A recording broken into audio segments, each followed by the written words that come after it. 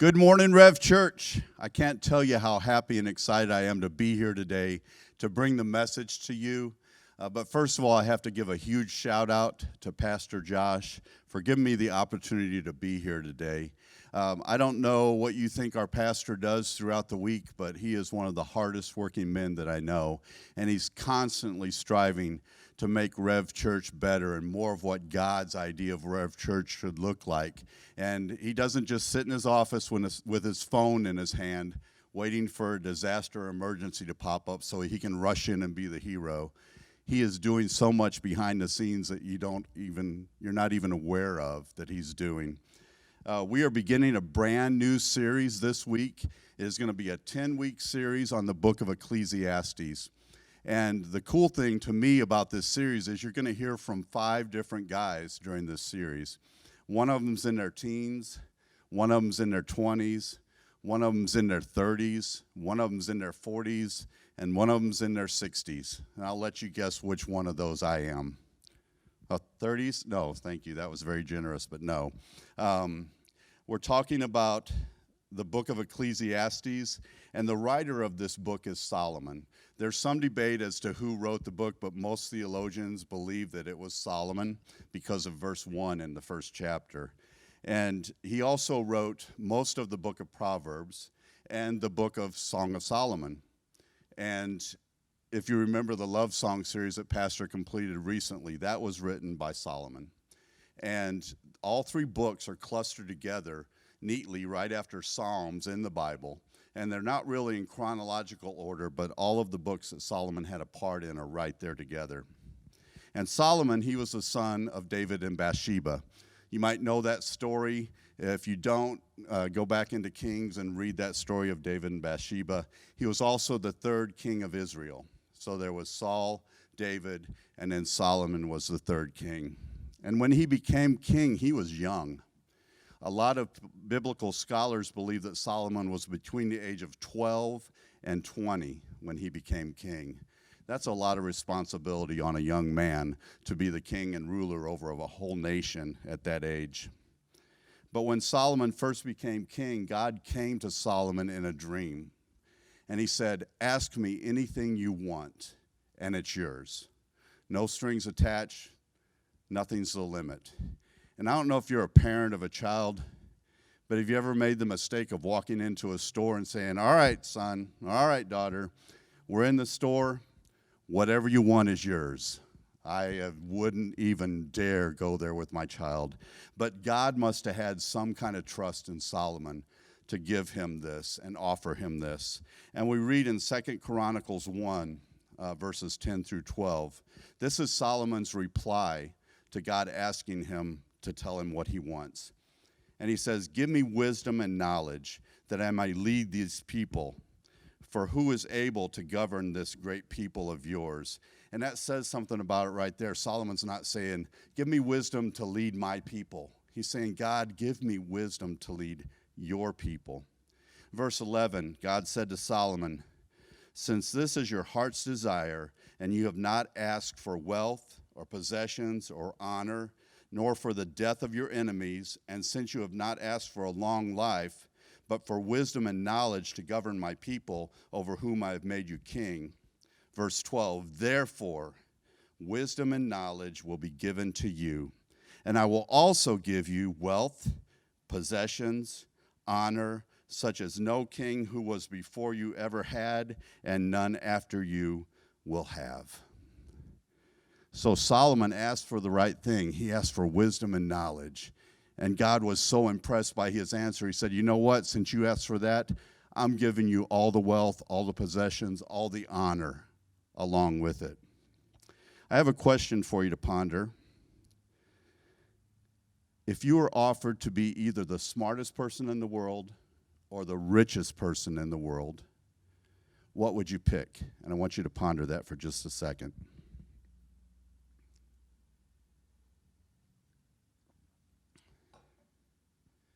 All right, before I ask for a show of hands, I want a precursor by saying I don't want any judgmental looks.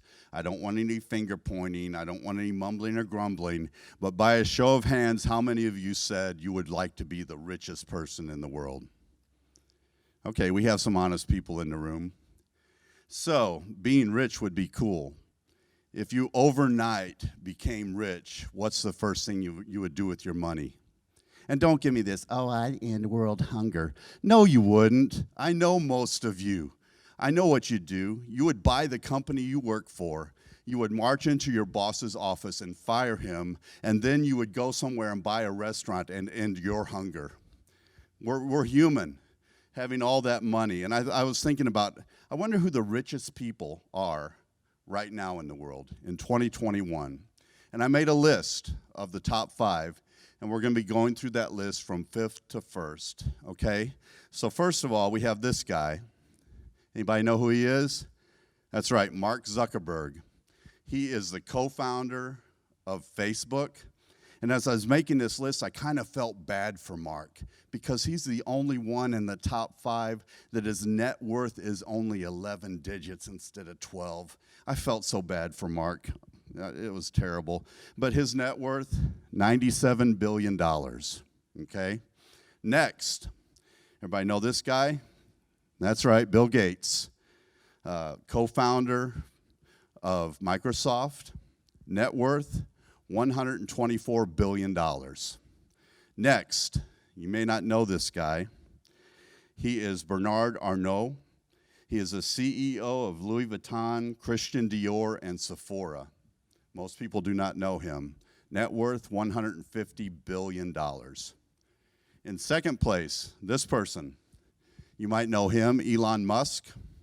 He is the CEO of Tesla Motors and SpaceX. They're doing some really cool stuff.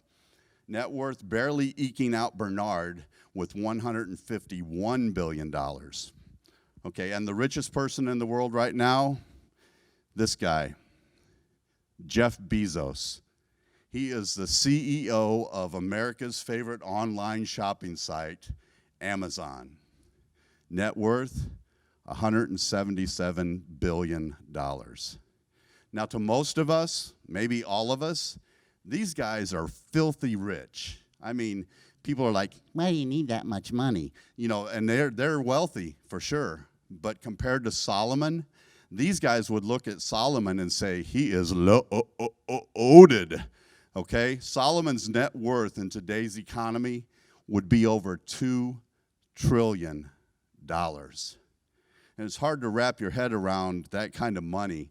But if you were born and lived to be exactly 100 years old, from day one, if you started spending the same amount of money and spent the same amount of money every day until you were 100 years old, you would have to spend $54.7 million a day to spend $2 trillion in a 100-year lifetime. Now, that's a lot of money. That is a ton of money. And Solomon had it. He was the wealthiest person in the world. All right, and again, without finger pointing or mumbling, how many of you would say you would like to be the smartest person in the world? And I hear you over there. Oh, she thinks she's so smart. Look at her with her hand raised. No, it's all right to be smart, okay? We need smart people because God knows there are plenty of people that aren't, okay? So it's not wrong to be smart. And I was thinking about if somebody asked me, who's the smartest person in the world right now? I'd be like, I don't know. Maybe somebody that's on Jeopardy because they have all this knowledge. There was a guy named Ken Jennings that just kept winning and winning and winning. And I don't know how you retain that much trivial knowledge in your brain. I mean, the question is, you know, what was Louis VIII's second dog? And they'll pop out an answer just out of thin air. And it's like, who knows this stuff? But they're smart. But the thing is, Solomon was given wisdom and knowledge. And the definition of that is, wisdom is knowledge that is applied. Knowledge in and of itself is just knowing something. I could know how to change a tire by watching a video on YouTube, but unless I can actually take that knowledge and apply it when I have a flat tire on the side of the road to actually put the tire on, it is just knowledge. And Solomon had this wisdom and knowledge that God had given him. And here's an example of Solomon's wisdom. There was a story of two ladies coming before him. One was holding a baby boy. The other was empty-handed. The one woman said, "That's my baby." And the lady holding the baby said, "No, this is my baby." And it went back and forth, and Solomon said, "Okay, give me some context. What's going on?" And the one lady said, "Well, while she was sleeping, she rolled over and smothered her baby. And while I was sleeping with my baby, she came and swapped it out for my baby. And I woke up with her baby by my side dead." And so Solomon pondered it for a while, thought about it. And he said, "Okay, somebody get me a sword." And so somebody brought him a sword, and he said, "Okay, this is what we're going to do to settle this issue. We're going to divide this baby into equal halves and give one half to this woman and one half to this woman." And one of the women said, "No, don't do that. Let her have him." And Solomon said, "Okay, give the baby to the woman that said no. That's the real mother." So that was an example of some of the wisdom that God had given Solomon. And Solomon had everything, and everything was great. God had done what he said he would do. Solomon was wise. He was rich. He had all the possessions he wanted, and he was honored in the land. And then Solomon made some choices that would alter his life forever. I want to look at 1 Kings 11, verses 1 through 3. And it says, "Now King Solomon loved many foreign women, besides Pharaoh's daughter." Anybody remember who Pharaoh was? That was the leader of Egypt that kept the Israelites captive for 400 years. Besides Pharaoh's daughter, he married women from Moab, Ammon, Edom, Sidon, and from among the Hittites. And every one of these tribes are enemies of the Israelites. And he's marrying these women. In verse 2, "The Lord had clearly instructed the people of Israel, 'You must not marry them, because they will turn your hearts to their gods.'" And it's like there's a little bit of gray area in there. Yeah, maybe it's all right to marry them. Maybe we shouldn't. No, God says you must not marry them. Verse 3, or the end of verse 2, sorry. "Yet Solomon insisted on loving them anyway." And verse 3 just blows my mind. "He had 700 wives of royal birth and 300 concubines, and in fact, they did turn his heart away from the Lord." 700 wives. I was talking to my wife, Annette, about this, and I said, "Can you imagine what the bathroom counter looked like with 700 wives? Can you imagine 700 wives? And if they couldn't take care of him and satisfy him, he had 300 concubines just as a backup."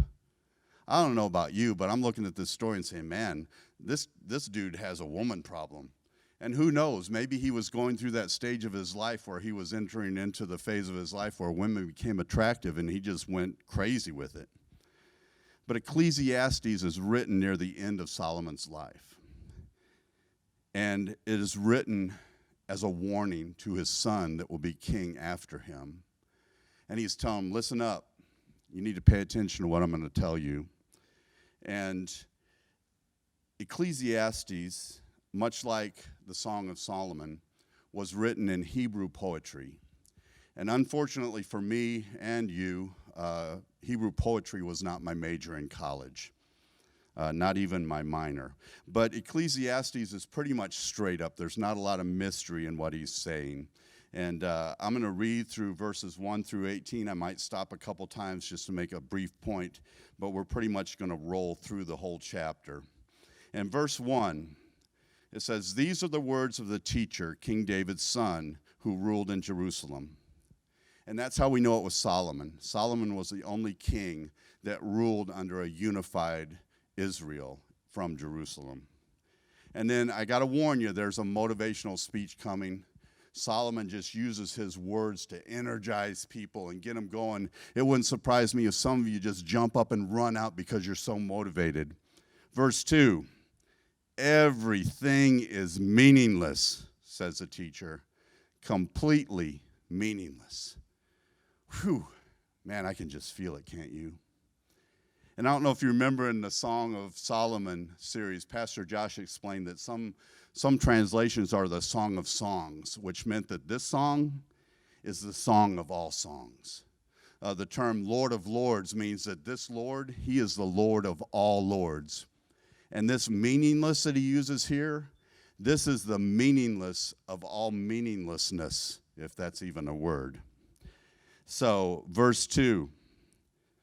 Everything is meaningless, says the teacher, completely meaningless. Verse 3, what do people get for their hard work under the sun? Generations come and generations go, but the earth never changes. The sun rises and the sun sets, then hurries around to rise again. I know a lot of you can relate to that. You get up in the morning and the sun is rising. You go to work and you work hard all day and you come home exhausted. And you drive home while the sun is setting. And you barely have enough energy to scrape some food into your face, and you go to bed, and before you know it, the alarm clock is going off again and the sun is coming back up. Easy to relate to that. The wind blows south and then turns north. Around and around it goes, blowing in circles. Rivers run into the sea, but the sea is never full. Then the water returns again to the rivers and flows out to the sea again. Everything is wearisome beyond description. No matter how much we see, we're never satisfied. We take a trip here and we see this. We take a trip there and we see that. We go here for this and we go here for that, and we're never satisfied. I can understand that. No matter how much we hear, we are not content. History merely repeats itself. It's all been done before. Nothing under the sun is truly new. Sometimes people say, hey, here's something new, but actually it is old. Nothing is ever truly new. And I was thinking about this and thinking, man, we got some pretty good inventions during this age and time. And how could nothing be new? And here's how my twisted mind thinks. I'm thinking about this guy that takes a screen door and he paints it with this stuff called Flex Seal, and then he makes a boat out of it. It's amazing, this Flex Seal stuff. And then I was reading in Exodus about Moses when he was born and his mom had to protect him. And when he was old enough, she built a little boat out of reeds. And she covered it with pitch and tar. And she put it in the river and it floated. And I'm like, okay, well, maybe nothing really is new. That was just like ancient Flex Seal, okay? So, the teacher, verse 11. We don't remember what happened in the past, and in the future generations, no one will remember what we are doing now. I, the teacher, was king of Israel, and I lived in Jerusalem. I devoted myself to search for understanding and to explore by wisdom everything being done under heaven. I soon discovered that God has dealt a tragic existence to the human race. You know where that dealing of the tragic existence came in? It was in the garden. Adam and Eve had a choice to eat from the right tree or the wrong tree. And the whispering in their ear told them if they ate from the wrong tree, they would be like God and know the difference between good and evil. And they ate. And the tragic existence that was dealt by God was that women would have difficulty in childbirth. Any of you women out there just want to slap Eve when you get to heaven because you've gone through that tough childbirth? He also told the man, he said, you're going to work hard to produce food from this soil. You're going to have to, in other words, bust it to make a provision for your family. That was the tragic existence that was dealt to the human race. Verse 14, I observed everything going on under the sun, and really, it's all meaningless. It's like chasing the wind. What is wrong cannot be made right. What is missing cannot be recovered. I said to myself, look, I am wiser than any of the kings who ruled in Jerusalem before me. I have greater wisdom and knowledge than any of them. Verse 17, so I set out to learn everything from wisdom to madness and folly. But I learned firsthand that pursuing all of this is like chasing the wind. The greater my wisdom, the greater my grief. To increase knowledge only increases sorrow. And you can hear it in Solomon's words, the remorse, the regret of a life lived apart from God. what I want to drive home to you today is that everything is meaningless without Jesus in our lives. I was reading a commentary that compared Ecclesiastes 1 to the movie Groundhog Day. Anybody ever seen it? It was starring Bill Murray and Andy McDowell. Bill Murray was a weatherman. The crew of this TV station went to film the Groundhog Day celebration in Punxsutawney, Pennsylvania. And they got snowed in, and Phil, who was played by Bill Murray, constantly lives the same day over and over and over again. And he's trying to figure out how to get out of this prison that he's in. And wanted to take a look at how Phil handles this prison that he's in. First of all, he turns to hedonistic pleasures. And you say, what is that? It's like living like there's no tomorrow and living like there's no consequences for your actions. There's a scene where he's in a diner, and it appears that he's ordered everything from the menu, and it's set out on a table in front of him. He is drinking coffee straight from the coffee pot that's set on the table, and he's smoking a cigarette like there's no consequences. There was this guy named Ned Rollerson that was an irritating insurance salesman, and he was constantly bugging Phil. And then one day, Phil just hauls off and knocks him out right in the street. But from hedonistic pleasure, he went to greed. He robs an armored vehicle in broad daylight. And he takes the money and he spends it on cars and clothes and tries to impress people with the things he has, and that doesn't work. He turns to despair. He walks out in the middle of a street right in front of a big vehicle. I can't remember if it was a bus or a truck, but he just gets whammed, and he wakes up the next day. And he's got this little alarm clock. And every time it goes off, there's a song playing. Anybody remember what that song was? I Got You, Babe by Sonny and Cher. And so he walks in front of this truck. What should have killed him? He wakes up the next day, same song, same day. He climbs to the top of the tallest building in town, and he does a swan dive right off the top of it. Wakes up, same song, same day. He's staying at this B&B, and he goes down and he gets the toaster from the breakfast area, and he fills up the bathtub and drops the toaster in the tub with him. The lights flicker in the B&B. He wakes up, same song, same day. He kidnaps the groundhog himself, steals a truck, lets the groundhog drive the truck off of a cliff in a quarry, ends in a big fireball. He wakes up, same song, same day. Then he tries knowledge. He learns how to ice sculpt with a chainsaw, which is a very handy talent to have if you're going to a lot of parties. But he learns that. He learns how to play the piano. He learns French poetry, and constantly he wakes up, same song, same day. And Phil is not able to move past February 2nd until he learns to be content where he is. And when he finally reaches that point, he wakes up, and it's February 3rd, and there's snow on the ground, and everything's fine. Unfortunately, Solomon did not have the same ending as Phil Connor. He had more money than he could ever spend, and it didn't satisfy. He found no meaning.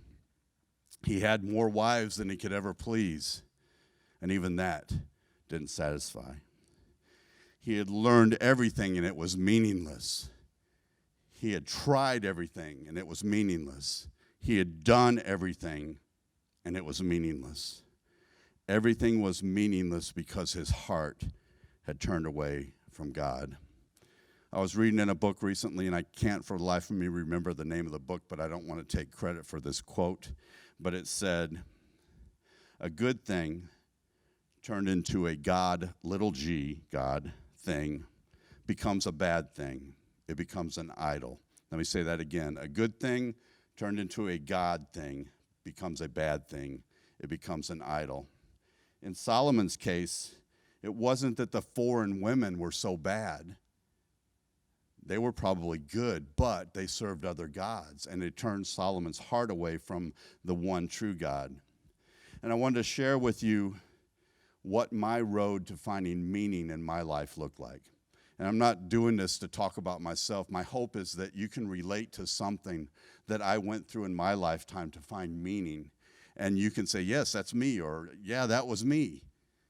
So as I share, first thing, I have a confession that from a very young age, as far back as I can remember, I had a drug problem.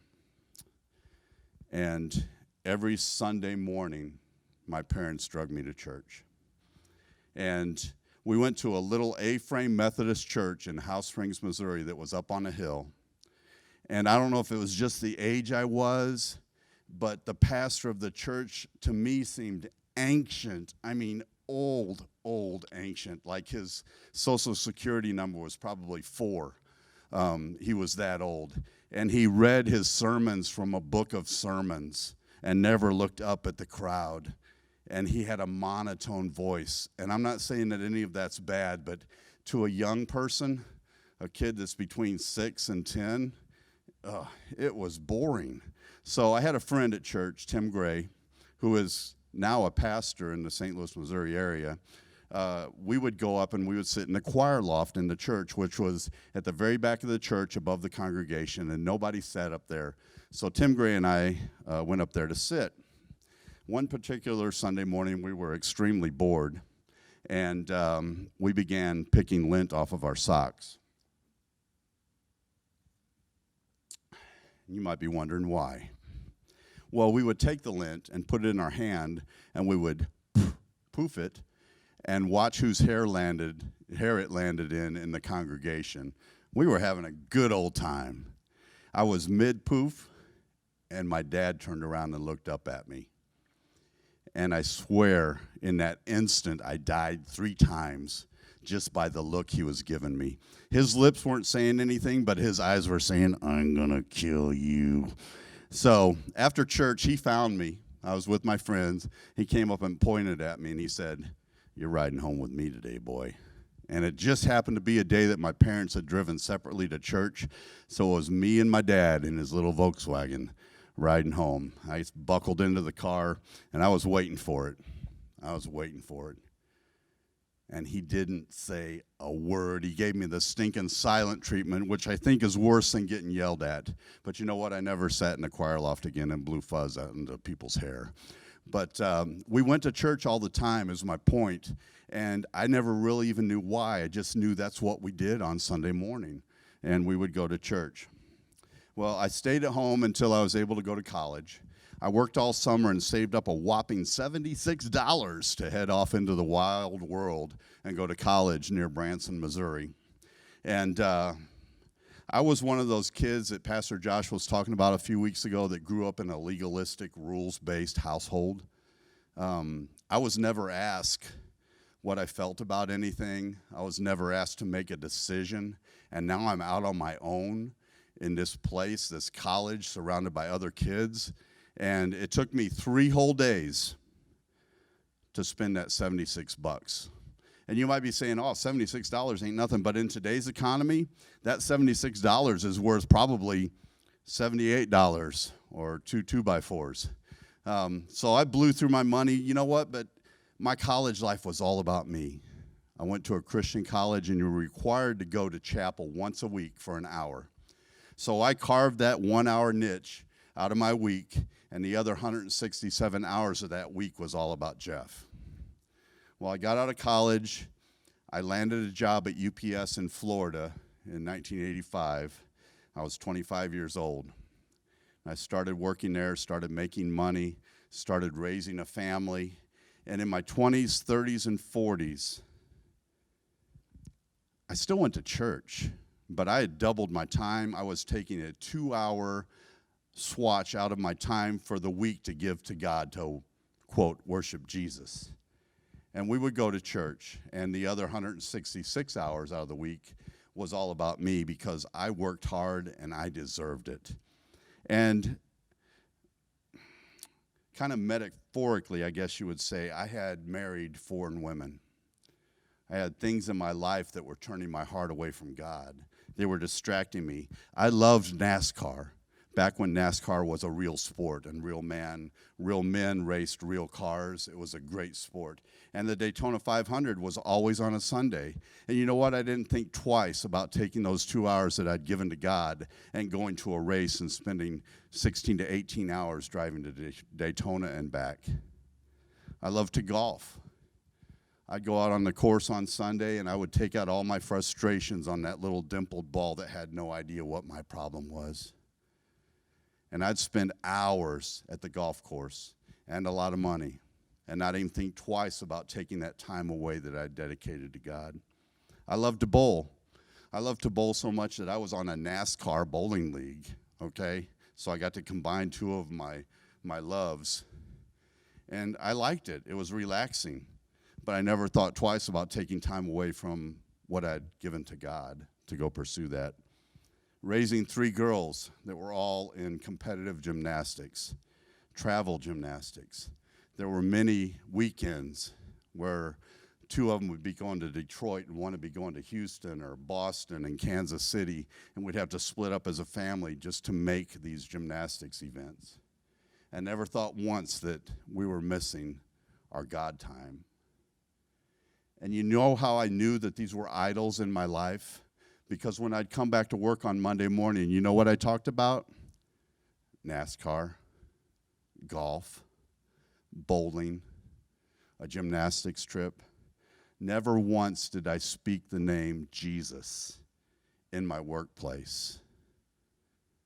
Almost 30 years at UPS. And if I had died, say in my 40s, and they had a funeral for me, and my friends from UPS would have come to my funeral, and somebody would have got up and said, you know what, he was a great family man. And they would have said, yeah, he was. Because we got to hear about his trips he made with his girls to go all over the country to do gymnastics. And if somebody would have got up and said, you know what, he was a hard-working man, they would have all said, yep, because they worked at UPS. They knew what it was like to be in that little brown oven for 12 to 14 hours a day. But if somebody had come up and said, you know what, he was a godly man and he loved the Lord, those people from UPS would be looking at the bulletin saying, I wonder if we're at the wrong funeral, because that was not the me they knew. They had no idea that I even went to church. So that's how I know that those things were idols in my life, because I was worshiping them instead of God. At the age of 53, my life went from meaningless to meaningful, from senseless to making sense, from me being distracted to me finally being focused. The trajectory of my life changed forever, and it wasn't in repeating a sinner's prayer. It wasn't in sending a televangelist a bunch of money so that he in turn would send me a holy hanky. It wasn't anything flashy or fancy or churchy or religious. It was simply the moment of my total surrender to Jesus. It was when I finally let Jesus have all of me. He took my meaningless and made it meaningful. When Annette and I looked at moving from Florida when we retired, we had seen a video of this place, strange place. It was called Revolution Church. We found this video online and watched this young buck of a preacher delivering a message, and he was using y'all and yeah, buddy, and the thing that appealed to us about it was that it was real. And we came up to visit, went to the service here at the mall, went to the service at the theater, and left the theater knowing that this is where God wanted us. We didn't have a house or anything, but we knew this is where we were supposed to be. In the process, bought a house, moved up here in May of 2016, and we thought maybe, just maybe, we can get on the worship team and sing and play every once in a while. Or maybe, just maybe, if they start up a small groups program, we can lead a small group. But God had different plans. And my wife and I are both okay with that.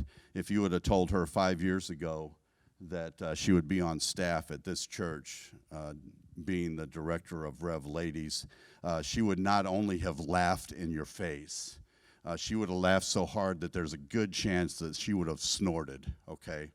That was so far off of her radar.